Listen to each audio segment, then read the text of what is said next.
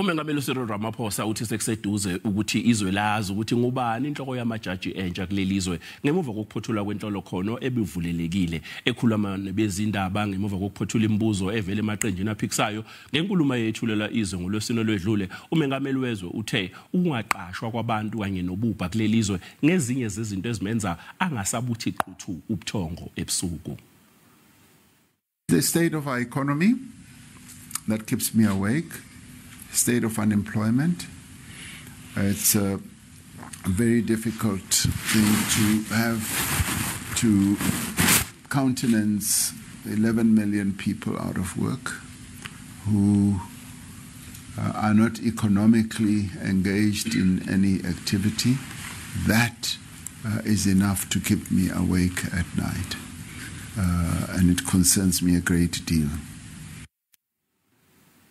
Kanti kusenjalo umengameli uCyril Ramaphosa uthi ukulungisa umnotho wezwe yingqinamba uHulumeni wakhe ozama ukuyilungisa njengamanje. Kodwa ke akakuchithi ukuthi kunezinye izindawo kuHulumeni ezidinga ukuthi kugxilwe kuzona. Umengameli wezwe ubephendula ngenkulumo mpikiswano yenkulumo yakhe eqale ngomsombuluko ebhekene nokuhanyezwa amaqembu aphikisayo ekhala ngokushaya ngolonwabu kwakhe kulweni nenkohlakalo. Umengameli uRamaphosa uthe akuwona umsebenzi wakhe ukushushisa. I thank you all for all the inputs that you have made. In the end, the criticisms, the inputs will in the end make us a lot better than what we are. And I don't know about the insults, what they will do, but it's okay. Umengameli uyamkele imbono yawo wonke amaqembu ezombusazwe.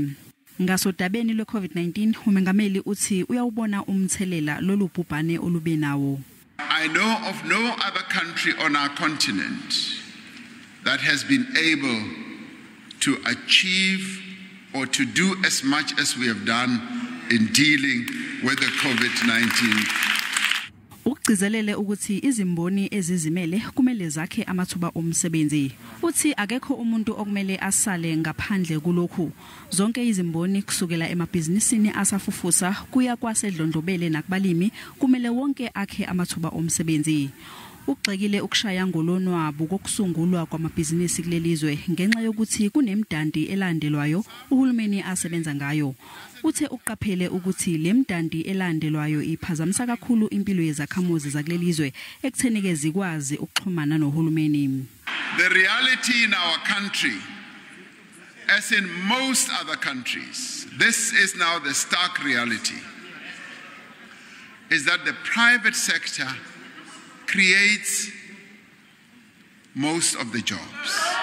Odabeni lwamabhizinisi ombuso umengameli uthe ujube ithimba ukuthi libhekane nongenze kahle kwawo kanti selikwazile ukubuyisela uzinzo. Odabeni lwenkohlakalo kanye nokwehluleka kombuso ukushushisa uthe ziyaqhubeka izinhlelo zokuqinisa ukusebenza kweNPA.